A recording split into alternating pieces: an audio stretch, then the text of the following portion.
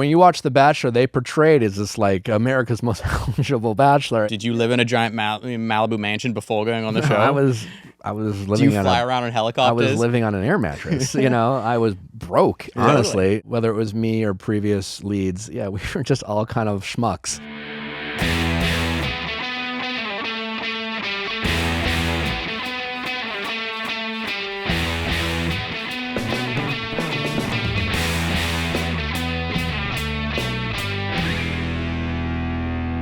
Welcome to Trying Not to Die. We are joined today by a buddy of mine, Nick Viall. He's a television personality, author, and podcast host and actor. Yeah. I did some research. A Christmas Cruise. Yes. And was it, what was the other one? Was it not General Hospital? Was it? It was General Hospital. It was General Hospital. Yeah. My favorite growing up, by the way. Yeah. But Nick is best known for his appearances on the Bachelor franchise and for hosting his podcast, The Viall Files, with his wife, Natalie.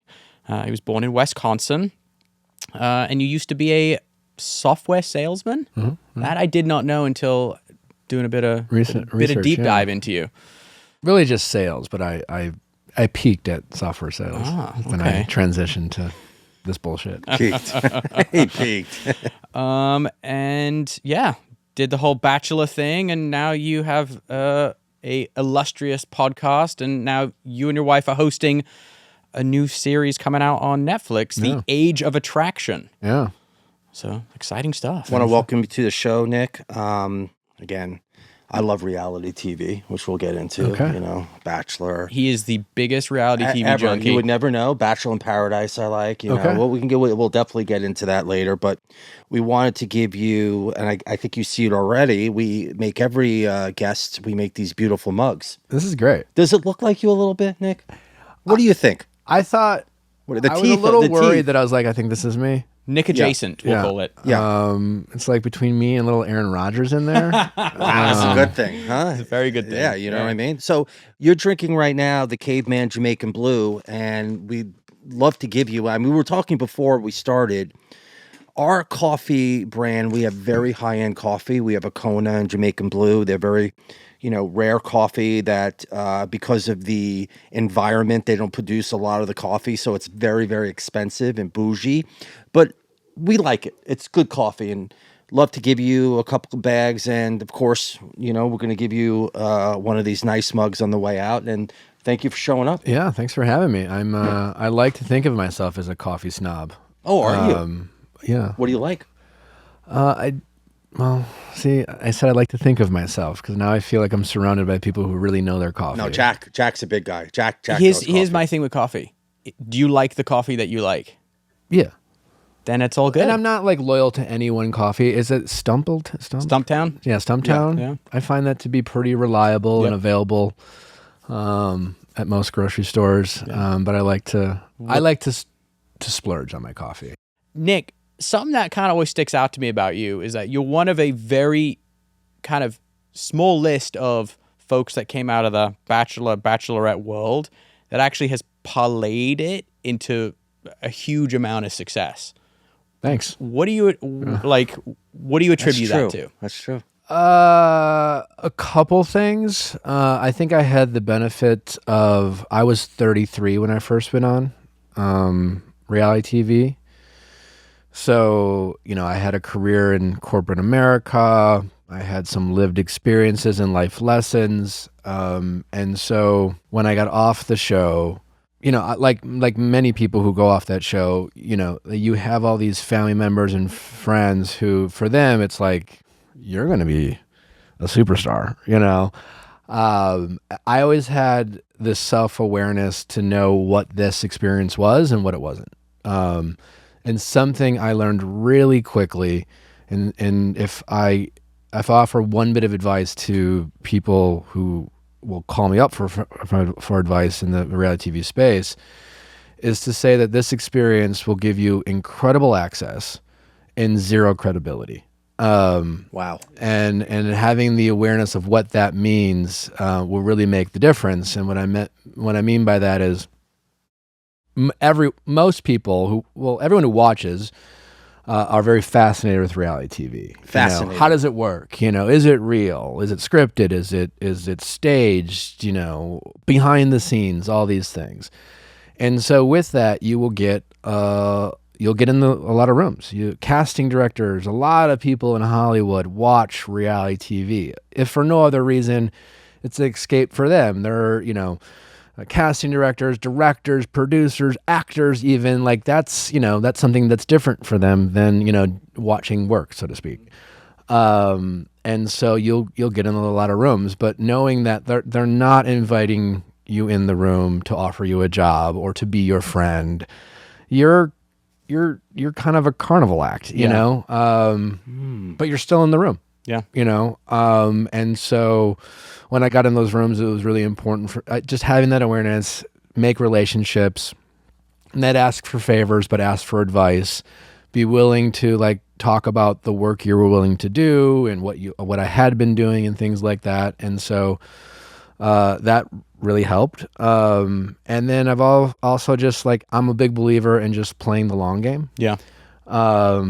Especially, just knowing that, a person could be in this job today, they'll be in another job tomorrow. Don't burn bridges. In reality TV, it's very easy to want to burn a bridge, but there's a lot of self-preservation that comes in the aftermath of coming off of reality TV. It's, again, you're not prepared for it. They don't prepare you well for it in terms of the producers and all the people who want to tell you about it. They're not interested in your career following reality TV. In fact, back in the day, the Bachelor franchise very much would want to stifle your relationship. They wanted to be able to control you in a sense. And so it's very common for a reality TV star to at some point blame the show, blame the edit, talk shit about producers and things like that. And so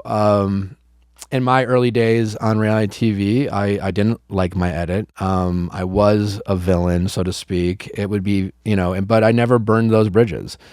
And that worked out for me. Sure. And there's a way to communicate to people your frustrations without being like, fuck off, fuck you, I'll never work, this is all your fault. Mm-hmm. And then just kind of that personal accountability. It's just like, like people will say on reality TV, there's a common phrase of, they know what they signed up for, which is true and untrue at the same time. Like when I was presented the contract for The Bachelor, it was like, this thick. I barely read it, to be totally honest. Read that, no. Yeah, and it was like, they were like, do you want to do our show or not? Yeah. Because there's thousands of other people who will sign this. So don't, and I signed it, and I signed it knowing that I was signing my rights away of my likeness, how it would be portrayed and things like that. And everyone forgets that they do that. They think that they privacy whatsoever. Well, they forget they sign it with, but it won't be me. I won't be as long as I'm not the asshole, as long as I, and they'll tell you that, well, just don't say anything stupid, which is not true because they can make you 100% say anything they want to make you say, and things like that. But, I signed it, right? And then for the producers who at times I might have gotten frustrated with, I had, I guess, the self-awareness to know, like, this isn't personal.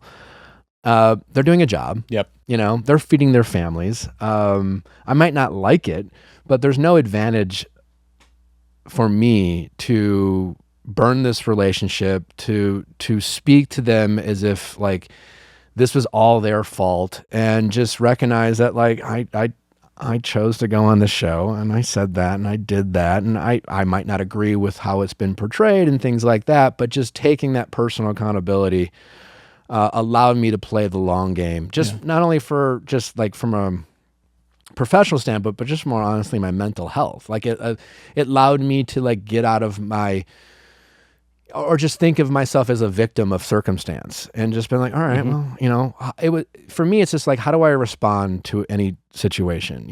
If X happens, what do I need to pivot, But you just said it right. It is a game. Yeah. And I think a lot of people at home might not realize that. Like reality TV, it doesn't matter what you're doing, whether it's The Bachelor, whether it's fucking Osbournes, whether it's Special Forces, it's all a game. Yeah, I mean, and so it was like, and I. It's good coffee. It's pretty good. It's no? good. Yeah, I gotta tell you, I think it's pretty good. I like it. And I also had the benefit when I left of I knew what I was giving up. So like when I after my second stint on reality TV, I moved out to LA. And I slept on my, I had a friend who was like, I got a room I'm not using, like you can sleep here. And so I had a nice, great job in Chicago. I had my own condo. Life was good, you know? And so for me to put that on pause, which I did at the time, it wasn't like I was giving nothing up. And at that point, it's like, like I had to always, why am I doing this? What's the purpose, why I'm doing this? When I first came to LA, and it was a reminder to me that my choices matter and play the long game, right? Right after I was like in LA for a couple months, and that I was making good money, but I had a small savings, very modest savings. I had like my retirement that I was hoping I wouldn't have to touch, but then I had like my liquid savings, which was like, all right, I got this to play with. It was like less than 50K. And this was at a time where, like Instagram stories didn't exist, influencers, like unless you were Kim Kardashian, I was making no money, right? I no money. So I was living off my savings, and I had an agent at the time. And at that point, I didn't know what really an agent meant versus a manager versus a publicist and how niche agents can be. I was like, I got an agent. And he called me up and he was like, hey, Bravo is coming up with, maybe it was Bravo or E or something like that. Part of the NBC Universal family. And they were coming up with a new show. They have House of Villains now, but it was something like that where it was focused on like people who were portrayed as like the bad boy. And it was like a love dating show. And at that point, I was the 2-time runner-up from The Bachelorette. You were close. I was close. You were very close. But my celebrity was at an all-time high as like this kind of controversial character, unlucky in love. So for them, I was like their big get. They were really going for me, and at least this is what my agent's telling me. And they had offered me like a $60,000 contract, and I was under contract with The Bachelor, so I couldn't even technically, I didn't have the right to say yes without certain approvals. But like my agent's like, they really want you, like the head of NBC is willing to like fight for you if you're willing to do this and try to get you approved. And I just remember thinking, it's just like, well, yeah, I could use the money for sure. But if I do this, like, this will really pigeonhole me. Like, this will kill a lot of other opportunities. And while $60,000 is a nice chunk of change, like, if I'm going to do this, I should just go back to work. Sure. I should just go back to sales because, like, I gave up a lot to be here, and I wanted to give an honest attempt at making this turning this opportunity into something bigger. All right, so speaking of coffee, I used to have a terrible habit of falling asleep in my car until I met this psycho. It's nitro cold brew. It's like a thunderstorm in a tuxedo. It's as if your iced coffee went to a private school or trained jiu-jitsu. No sugar, just Brazilian beans and nitrogen. Nitro means it's smooth, and I still haven't blinked in 6 hours. Use cavemancoffee.com instead. It comes in a 12-pack. Don't be weird and buy one. Be an adult. Get a case. Go to cavemancoffee.com. The link and the discount is in the description below. Don't wait, because I can tell you're already tired. And you also did it at an age where a lot of people, they're not taking that risk. Yeah, exactly. And you were 30s. Single at the time. I was single at the time, so I had nothing yeah. but myself to worry about. So I Yeah, had those of course. benefits, and no girlfriend, no kids, or anything like that. But A lot of girls you were meeting probably from the whole thing. yeah, I was. I got you. I wasn't lonely. Could you believe how many girls? Be honest. After you were on the bed, could you believe how many girls you were meeting? Yeah. Okay. All right. I'm just asking. I mean, It was crazy, right? yeah. Not I mean, till you really got on The Bachelor. Then you were like Pitt and Clooney. Pitt and Clooney. not quite like that. I was still like the villain, so to speak. And I had a lot of things that happened that again, talk about playing the long game, that taught me some valuable lessons, right? Because as someone who, well, just to wrap that story up, had I said yes to that, I wouldn't have, it would have been game over. Yeah.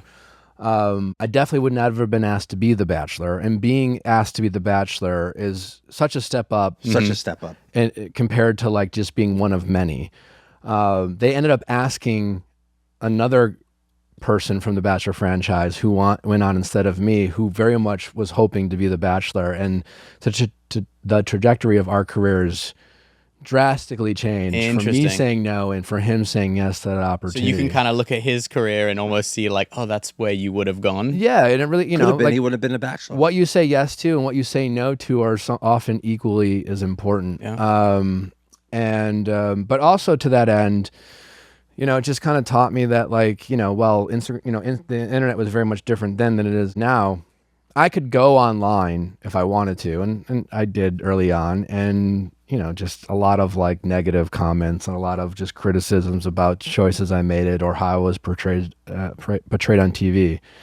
But even then, as much hate as I was getting online, I could walk into a bar in Chicago, and at the height of being on The Bachelor, when it was very popular back then, I mean, I would feel the energy of the room shift. I mean, I probably felt like your dad at some point, Of course, just like Chicago? You being there, and like in Chicago, a city that doesn't see a lot of celebrities. No, or it talent, doesn't. Like, I've been there, and I was going to mention that. I've been there a ton of time. I was in the Soul House about a year and a half ago, and if they're like looking, because again, I'm not going to say anything, but like the Midwest people are very fascinated by celebrities, and if you walk in, it's game over. Oh my God! I mean, yeah, being on the 5 o'clock news was like, hey, it was. man, you tell your family, like, record that shit. I'm with this. And they show all their friends. Yeah. So it reminded me that like the internet isn't real. It's all bullshit. Yeah. And I could get an infinite amount of hate online and still being treated like Ozzy Osbourne. And certainly that faded over time, but that it really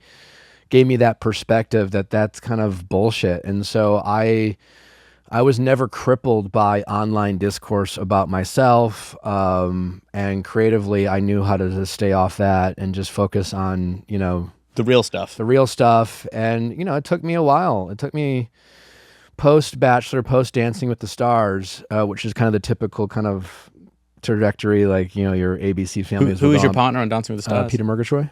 Okay. Yeah. Peter's great. And after that, it's kind of like, well, what the fuck do I do now? And I tried a bunch of shit out, and there were a lot of nights going to bed where I was like, what the fuck am I doing, man? But you just, podcasting was kind of on the way up. I was like, I'm long-winded. I have things to say at least. And I waited a while and thinking about what I wanted that to be. And I ultimately bet on myself. And what I mean by that is, but I've always been like that, and when I make a decision, it's just like, at the end of the day, if, who knows if I'll make the right decisions or bad decisions, but I'm pretty confident that I will, I'll make an attempt at making the right decisions, and I'll work hard, I'll grind.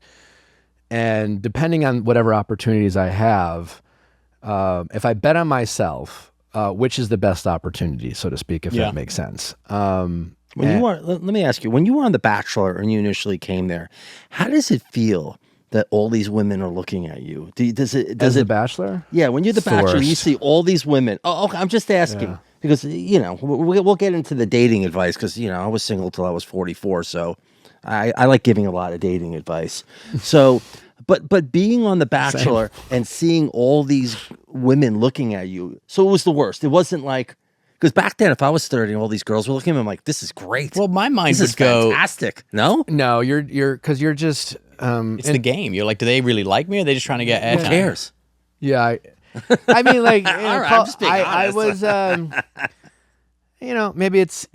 I was, I guess, whether it's delusion or not, I never felt like, oh, finally I get to talk to women because I'm The Bachelor. Oh, of course not. I mean, look at this guy. Of course not. And so, sure, thanks. But yeah, I mean, listen, you walk into a bar any night. It's not like, and there's 30 attractive people, you're not like it's like you're not like, oh, I would be obsessed with all of them. Yeah. So they're not casting specifically for you. Okay. And while all the women are wonderful, you're not into most of them.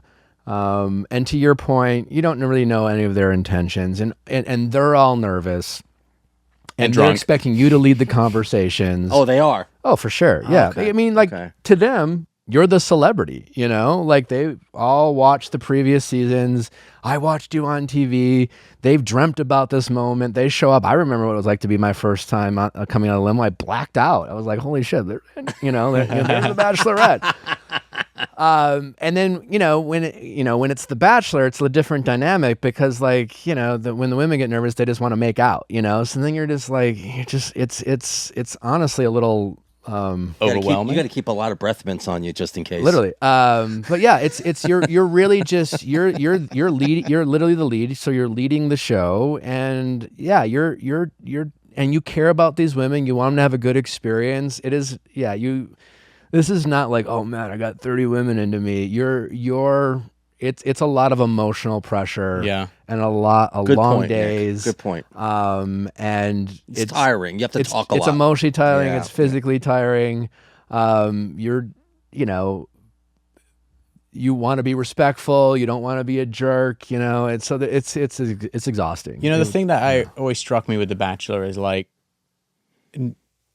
they're always setting the relationship up for failure no matter what, because they're, whoever, whether it's the Bachelor or the Bachelor, the contestants are going after not a real version of you, right? Ultimately, because it's, when are you like, did you live in a giant Malibu mansion before going on the show? I was living. Do you fly around in helicopters? I was living on an air mattress. I was broke. Honestly, Totally. The women don't care. But after the fact, though, it's like when the cameras turn off and it's just like, it's like. Well, that is true. When you watch The Bachelor, they portrayed as this like America's most eligible bachelor. And when the Bachelor franchise first started, I think that what used to That be Firestone guy was. 'cause They he would was from find that- they would. The Firestone guy was. Remember from the family, the winery? Jesse Palmer, who's now the host, he was yeah. like a backup quarterback in the NFL. Yeah, So it was like a kind of a C/D list kind of somebody. Jesse's a good guy, by the way. Jesse's a great guy. Great Yeah. guy.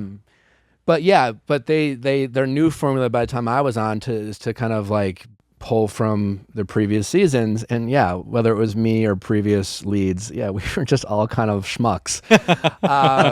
That's a good one. And yeah, we're definitely nobodies. And yeah, they're not casting for you. And like I was a controversial pick at the time, so thankfully I have a high opinion of myself. So I was like, well, they'll meet me, and they'll at least hopefully like what they see. And, Sure. You have to have a high opinion of yourself. I think it's important. I think so. Yeah. Me too. I do. Yeah. Well, I mean, a big backbone of this podcast is wellness and, mental health, physical health. Was that something you knew you had to maintain as you went into the spotlight, or was that something you realized how, it was important? No, definitely after the fact. Again, like I was a kind of a serial monogamous in my 20s, and I had, I have great parents who are still together, and I come from a large family. And so in my 20s, I was very much trying to replicate what they had. And, with little success, or, I just had whatever. I had ups and down relationships, and I had a relationship that ended that really fucked me up emotionally. But I look back as it one of being the best experiences of my life, because I think I was 28 years old, and I think most people our age will think about a period in their time, usually around their late 20s, early 30s, and think of that. That's when I really realized who I was, where I was really comfortable with in my own skin. I was aware of my flaws. I could admit some of those flaws and realize, you know what, that's not going to change, you know? And that was around that time. But going on The Bachelor, I always say I kind of relapsed, right? Because The Bachelor is all about dating like when you're in your 19 or 20s. It's about chemistry. It's about, just if it feels good, do it. Letting go of your inhibitions and just trusting the process. And when I went on that show, I went on very much skeptical, but I also was like, well, I'm here, so fuck it. YOLO. Let's just go for it. And I really bought in, and I really fell, so to speak, and it really fucked me up. And so I relapsed back to the person I was in my early 20s. Oh, so you really had feelings for... Is that what you were kind of referring to? Yeah, Like I mean, you I always maybe. say, people used to ask me, what'd you learn from being on The Bachelor? And I used to hate that question because that was like, Learn. Like I was supposed to be. I was 33. Like I didn't like. What do you learn? What do you learn to do? But I knew will me. say, after thinking about that question, what it taught me is that feeling in love and being in love are not the same thing. Absolutely. Oh, absolutely. 1,000. You're absolutely right. And your feelings, while valid, are often temporary, and they may not be honest, and they can be manufactured. And you might not be thinking. It might be another friend thinking about it. My favorite line Right? is, although your feelings might be true to you, they are not always reality. Yeah, and often just temporary. And so, yeah. So, did I have genuine, intense feelings? For sure. But I don't look at them as. I certainly don't look at them as exes. Like a lot of people in the Bachelor franchise would be like, "That's my ex." And it's like, no, none of these people are my exes. We That's like shared an stalking. intense experience for a brief period of time Trauma bonding. in a very controlled atmosphere. Yeah. No. So.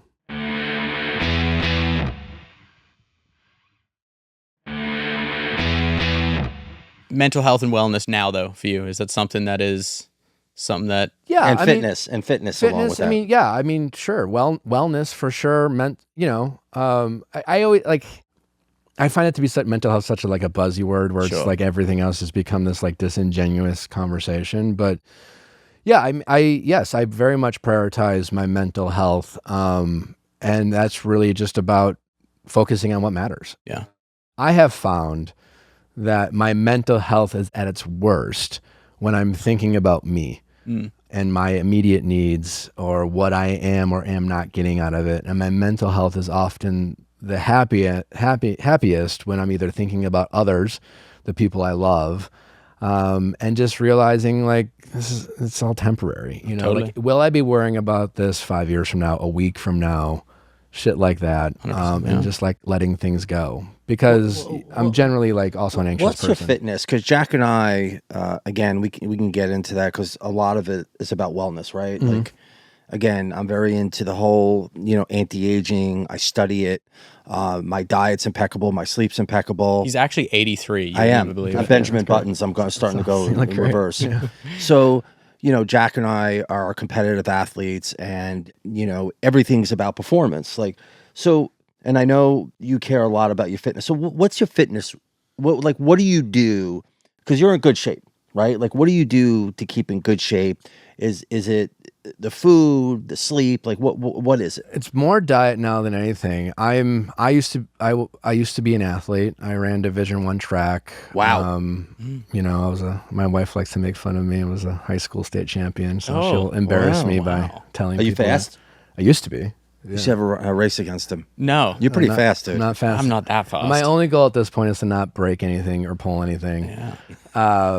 So by all means, you can win that race. No, I don't like running. Fuck. Run when you're getting chased. Lately, I haven't been working out as much as I'd like or hope to. But I haven't had any processed sugar this year. Wow. Congratulations. Thank you. I did a water fast to start the year. Yeah, that like created a bit of buzz. Everyone was like, Yeah. like what? Why? How I long? was like, How long did you do it for? 3 days. How'd you feel? First day was hell, but First then day's hell. Hell. Yeah. so First just day's water, not coffee, nothing. Second day I did bone broth. Okay. That's how it is. Yep. And then at the end of the third day, I started incorporating some fruit to transition out of it. Yeah. My sister's a holistic nutritionist, so I was kind of That's getting helpful. some tips from her. But yeah, the first day is hell. You're kind of delusional the second day. And then by the end of the second day, you're like, you know what? I got this. And by the third day, I was like, you're like kind of, you're a little loopy. Like, where am I? Yeah. Yeah. And You're kind of high on not eating. yeah, well, I was smoking. So I started the water fast because it's funny because it connects to special forces in a way. Okay. On I'm a picky eater. And on special forces, as Jack can confirm, it's like prison food, part of the special forces. And you don't realize this, because I remember when they signed up, I was like asking about the diet, and they were like, oh yeah, we'll feed you. And you know, they're kind of downplaying it. But the food they feed you is part of the course.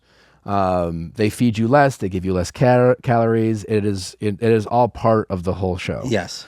And as a picky eater, I wasn't getting near enough calories. I lost an incredible amount of weight in those 8 days that we were doing it, like starvation mode, so much that I was like hypothermic, because I just didn't have, I just have the fat, and we were in cold atmosphere. And so, and we were filming in New Zealand, right? And so when we're going on these missions, we had to drive through town, and you're like starving, driving through like this very tourist town. You eat a hamburger, you want to kill someone. People are in line. No, literally. And you're just like, I've never wanted McDonald's so much in my life, right? There's like an amazing burger restaurant in the town that we were in. Was it good? Did you eat it? Oh, it's incredible. It's legendary. It's legendary. And so when we finally got done. Thug burger. Yeah. Thug burger. I'm kidding. When we finally got done with Special Forces, I just didn't stop eating. You must have had 6 burgers. Oh, no, seriously. I mean, anything. And that didn't stop for like a year and a half. Wow. I was just kind of like, I gave myself permission to just fucking binge. And I would have dinner, and I was eating like I was 22 again. And I'd have half a box of Cocoa Pebbles after dinner. And I'd have 2 popsicles. And full fat milk? For sure. Yeah. Because what's the point? You know, if you're going to do it right. What an insulin spike. I literally. And, you know, smoking weed and all that stuff, and no wonder he was eating so much. Yeah, and then my wife got my wife was just got pregnant running on Special Forces, and then that was again kind of another excuse to just fuck it. Yeah. And then so at the end of last year, I was like, I'm just eating way too much sugar. Like I'm pretty, you know, I'm not. That is my addictive personality, like sugar. I've always been a bit of a sweet tooth guy. I'll binge on sugar. And I really wanted to stop that. So I did the water cleanse, and then so I felt really good after it. You know, you definitely feel clean. Yep.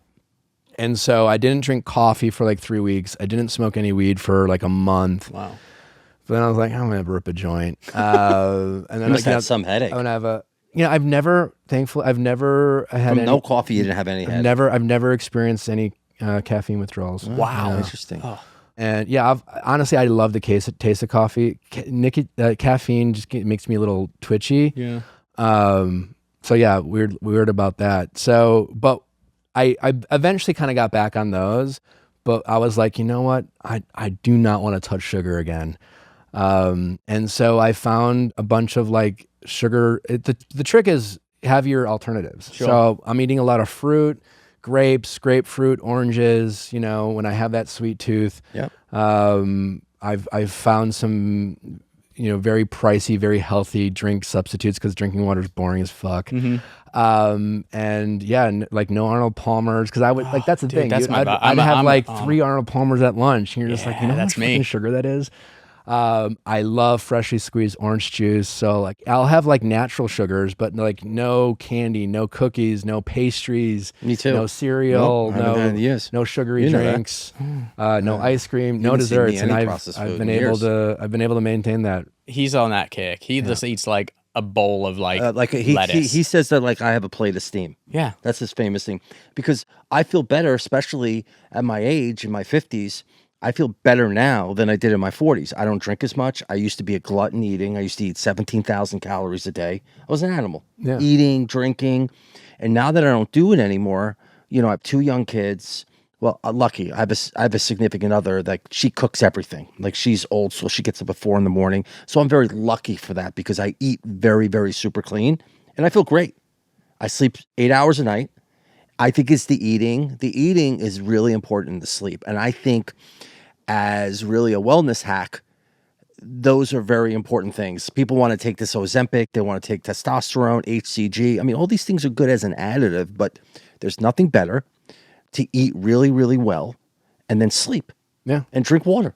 Yeah. I mean, it's pretty easy, right? Yeah. I remember one time I was at the lake. My mom makes the best chocolate chip cookies, and I was she had made them at night, and I don't know, I had probably like 8 or something, and I was You had just 8 like, of them?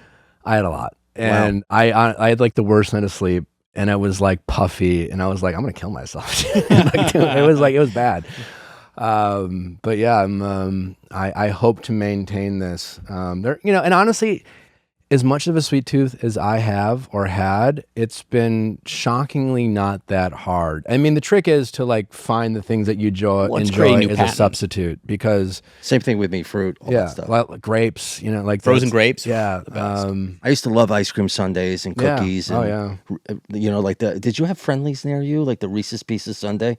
No, you never had that? Look, I was a big ice cream sundae guy. Okay. I would have like 2 chocolate croissants like every Saturday morning. Ooh, yeah. There's this restaurant, man, I like to get breakfast, and I'd have like a croissant with Nutella on it, all these, That's my vibe. Yeah. That sounds really good. I mean, so, we get into this, it really makes sense now that you are a guy to kind of give dating advice, right? You've been through so much, between The Bachelor in Paradise, The Bachelor, like, you understand the dating world really, really well in all aspects, right? I've always before I was, went on TV and shit like that. I never really enjoyed.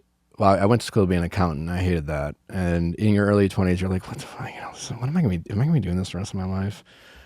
And I always liked interpersonal relationships, and I remember thinking about like, I think I would have enjoyed being a therapist or something like that. In my I remember early you telling 20s. me that you Makes sense. And yeah, I was always like, I always joke like I'm not the friend you want, but the friend you need sometimes. Because I'll shoot you straight.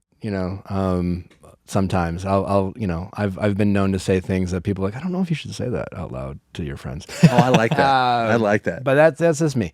And through my own bullshit and my own failures in relationships, and again, that experience I talked about when I was 28, I had to get out of my own bullshit. I had to like recognize the role I was playing in these relationships. It wasn't about fault, and it wasn't about winning the breakup and things like that, and understanding the role my ego played in my choices, specifically around dating and relationships. And so once I had this platform and I was thinking about what I want to do, I started this Q&A on Instagram, and people just started asking relationship advice. So I started answering it. And again, it was kind of this combination of empathy and directness. And it's not so much, I don't like to think of it as like relationship advice, but I think I'm good at analyzing a situation and thinking about what's maybe taking the emotions out of it, taking the ego out of it, and helping people work through their decisions. Because so much of when we are emotionally triggered, we lose objectivity. Yeah. We're driven by our egos.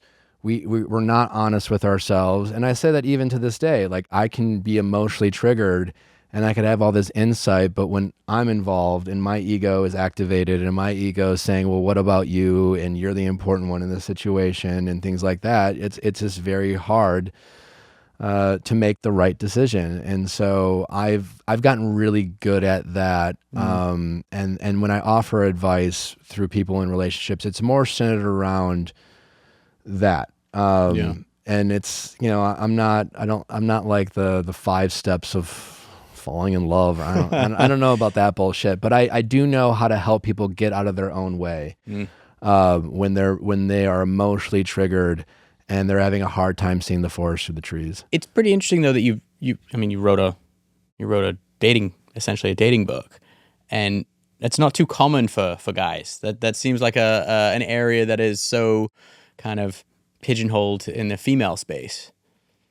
Yeah, I mean, well, I was given the opportunity, like many Bachelor people before me, to write a book, and I did not want to write a tell-all because I just find that to be kind of cringy. Yeah. And I was like, I hope if I'm going to write a tell-all or a biography, I hope in my middle ages I have more to say, so to speak. I hope my story's not done, and I don't need to. I have a podcast. I don't need to. And also, from being a male in that space, it's not received the same way, spilling tea and talking shit about your peers as if it's the other way around. And so, Yeah, I gave an honest attempt at trying to. At that point, I had my show, and I had like my Ask Nick show, which was people just call and ask for advice. And I spent a lot of time thinking about different dating situations and some of the conversations people are having in the zeitgeist of pop culture around dating. And I just kind of, based it off that and wrote a book. Who do you go to for support? Like, what's your team? My wife, more than anything. I have my therapist, Darlene. I haven't talked to her in a bit. But Shout out to Darlene. Darlene. But yeah, I have a couple friends who I guess play the role of mentor for things. I definitely keep my circles very small in terms of people I go to for advice. But my wife is definitely by far number one at this point, just because we spend as much time together and.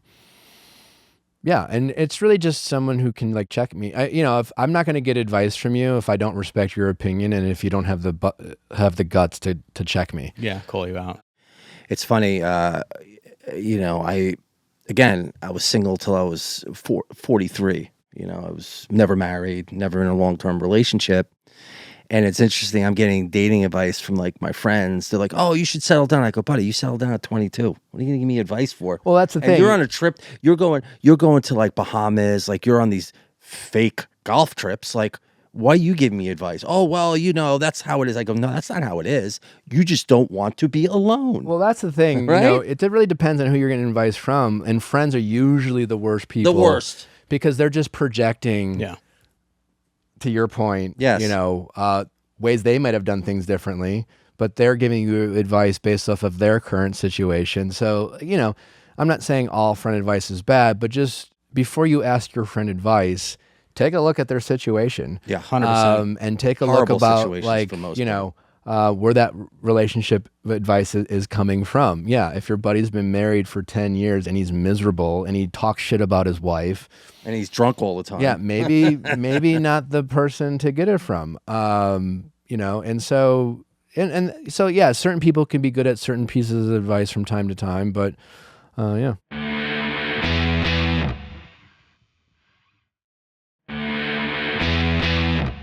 How'd you meet your wife? She DM'd me. On Really? Instagram. I was going to go into it, but I need to. Slid into the DMs. She did, yeah. Wow, what was What'd the she opening say? line? Let's meet for coffee. What'd she say? She said, "You're unreal." Oh. Yeah. Oh, interesting. Unreal. Yeah. Was your follow-up with, what do you mean by that? It is. I but said, he's yes, like of course. Yeah, no. I forgot what I replied, but I stalked her Instagram and then I found a picture and I replied to that picture. Some kind of comment, To prove that you kind of went deep? I think Was it funny? it was an attempt. It was an I attempt was trying to be. funny. I don't know. He took a picture and he's being funny. He got in there.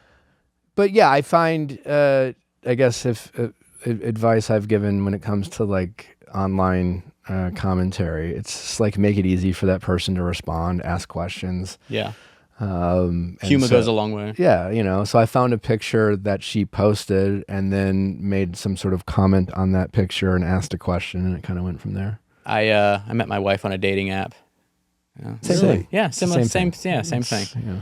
One of my and I told my wife that she hates this story, but one time I matched with someone on a dating app. It was before my wife, and this person in her like dating app profile, it was, whatever about herself, and then she put, "And I hate raisins," and my response to her was, "I see you hate raisins, but do you like dates?"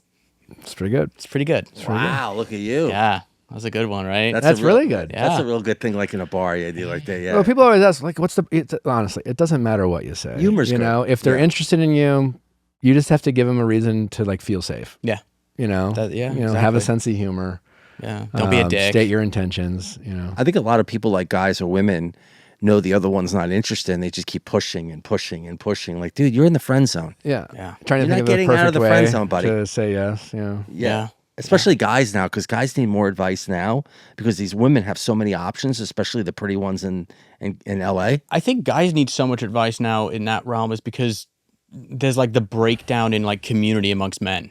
Like there is no like, kind of connection, and almost, you said earlier, like you have mentors. It's like you need, young men need mentors. Like, hey, this is how you conduct yourself. I completely agree with that. But also I think everyone needs advice because, quite honestly, like online dating has ruined dating. Yeah. The internet has ruined Everything. Everything, specifically communication and interpersonal relationships and things like that. The internet and specifically dating apps have given this false sense of abundance that you used to meet your community, whatever. If you went to church or a club or whatever, that's how you got meet introduced. Your partner. What happened to someone getting introduced? Got hey, I have someone great. But now, like, it doesn't matter who you are.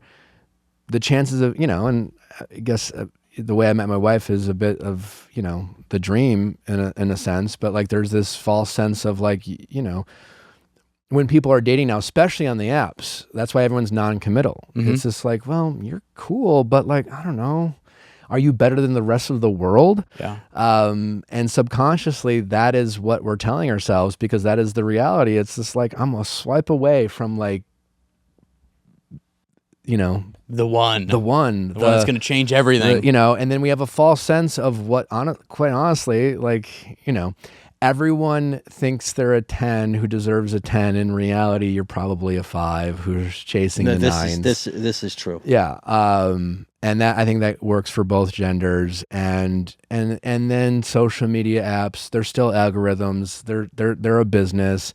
They're feeding you a bunch of people who aren't interested in you, and then you're getting matched all these people who, quite frankly, maybe you don't even really have a shot, or you have this false sense of what that looks like, and then you're overlooking really good options and people you would be otherwise interested if you met them in person. Meanwhile, the clock is just ticking and ticking and ticking, and people are finding themselves and then lonelier and lonelier. Yeah. How's being a father changed you? Or has it changed you? Oh my God, yeah. I mean, it totally changes your decision tree and how you see the world. And my 30s, I was, I had the luxury of being incredibly selfish. I only had to think about myself. I could think about, I'm going to move to LA and chase a dream. I don't have anyone to like account for.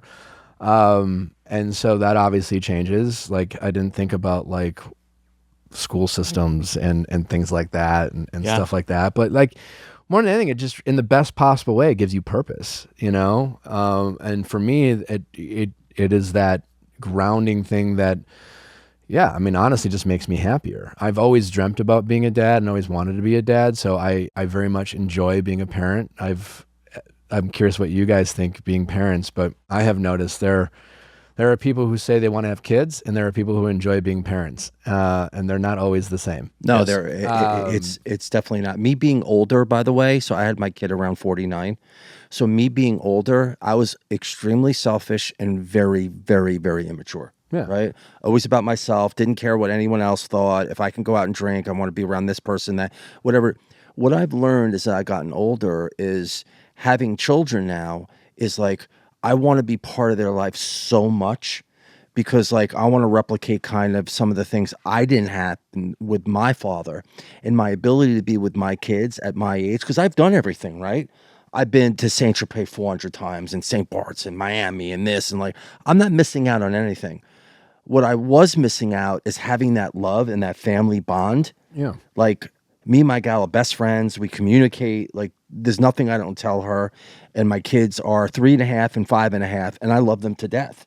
And I'm happy I'm at my age because I have more mental awareness now. I'm a lot more educated on the fact of like what I really want, not what I need, but what I really, want. You know what I mean? And I think kids, to that point of me saying earlier, like I've never been that happy when I'm only focused on my needs, and kids are like just this blessing of like this thing you love unconditionally. Yeah. And they're always an opportunity for you to think outside of yourself. And how old is River now? Almost 2. Nice. Yeah. And nice. so about to get like fun. In a selfish way, it's like a cheat code of selflessness, of being able to like provide for something you love and focus on their well-being and what they need.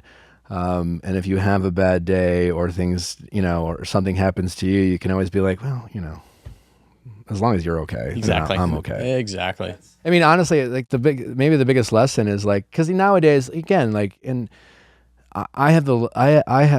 speaking from the perspective of like yourself. I waited till I was in my 40s to have a kid. It is crazy. I've That's long, right? So I got to do a bunch of things that like even my parents didn't get to do, so I'm speaking from that perspective.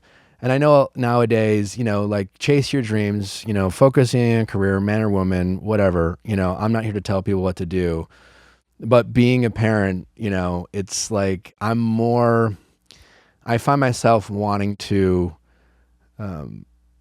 advocate for parenthood. Yeah. And Isn't that funny? Whereas before you're kind of just like, I'm just kind of like, it's more like I want to be a dad, but you don't want to step on anyone's toes or things like that. And I'm not here to step on people's toes, but I think nowadays, or certainly in the past 5 to 10 years, there's been more of this kind of like, hey, don't let anyone tell you what to do, and don't force, your beliefs, and I'm down for all that. But when I talk to people who are like, they're almost like convinced to like wait or to not be parents, and I find myself being like, listen, like this is if you're interested in knowing, it's been the most rewarding thing I've ever experienced, and I've had a cool life, and I've done a lot of cool things, and I've been very fortunate, and yada yada yada. But like nothing matches this. And if you are looking for purpose in your life, and at a time where I think a lot of people like don't, I was like, we were recording our show today, and I kind of like,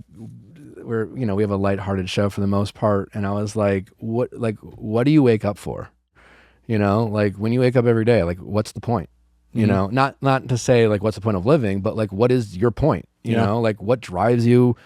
And if when you're thinking only of yourself in your middle ages, I remember being in my honestly, I've never, I've always had pretty decent mental health, but there have been days when I was like figuring my shit out, and I was single, and I didn't have my career. I was kind of like, oh, what's the fucking point, man? Yeah. It can get real dark really fast when you don't have something outside of yourself that's bigger than you to believe in and drive you to get out of bed. Because when things don't go your way, and the only thing and only person you care about is yourself, it feels like the end of the world. And when you're lucky enough to have people, whether it is children or friends, that you have the benefit of taking care of, or people who count on you, it's a real blessing to have those things keep you grounded. I had a conversation with my dad not long before he died, and we just sat talking, and he kind of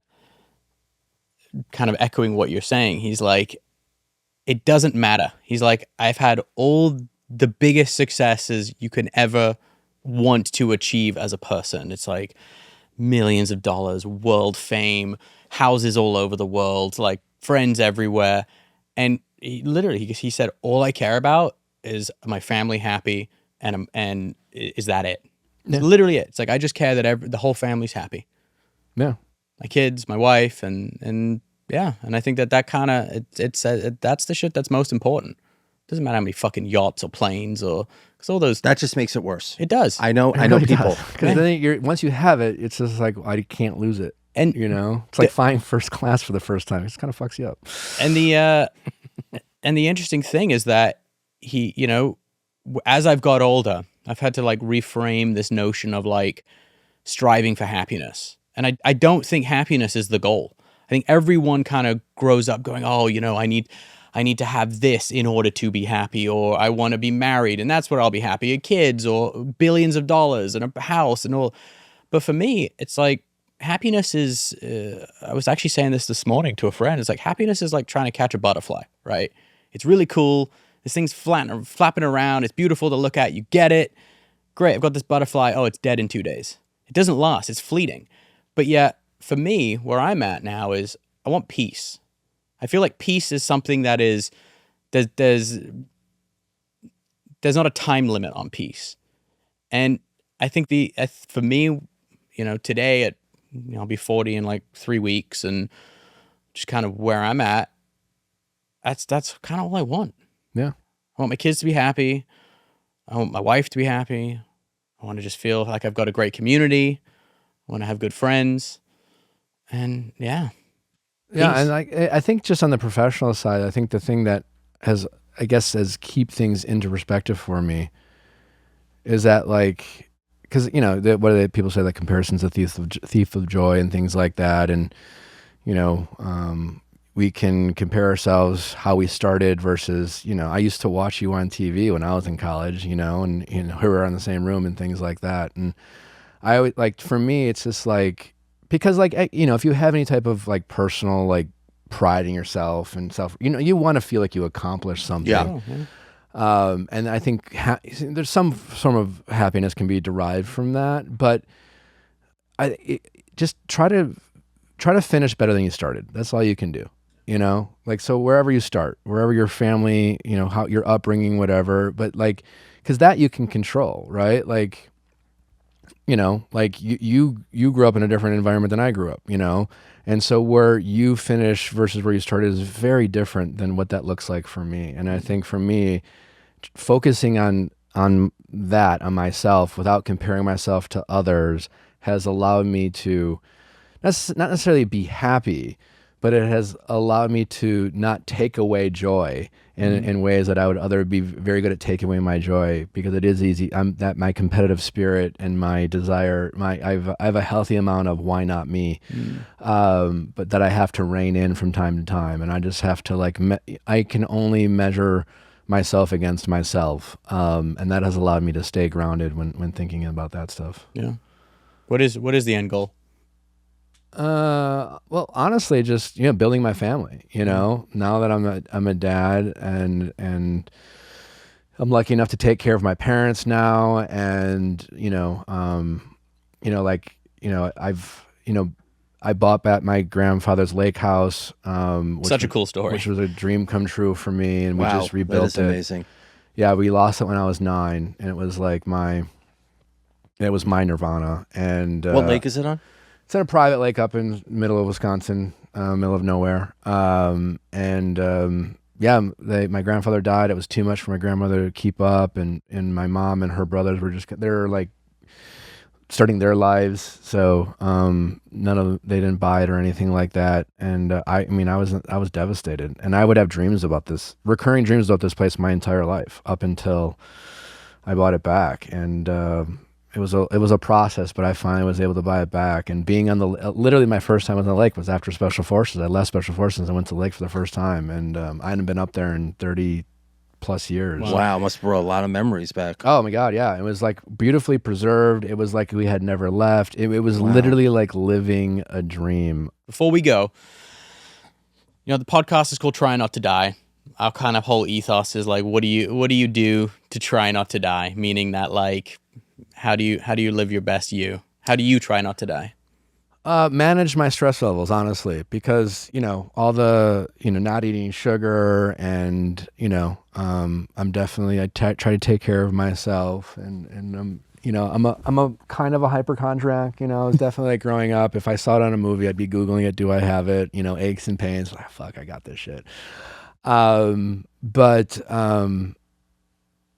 dad had a heart attack. My grandfather had a heart attack. And so it's just like, I want to make sure that, like, you don't. Yeah, because like I could not eat sugar and I could do all these healthy things. You have to get tested.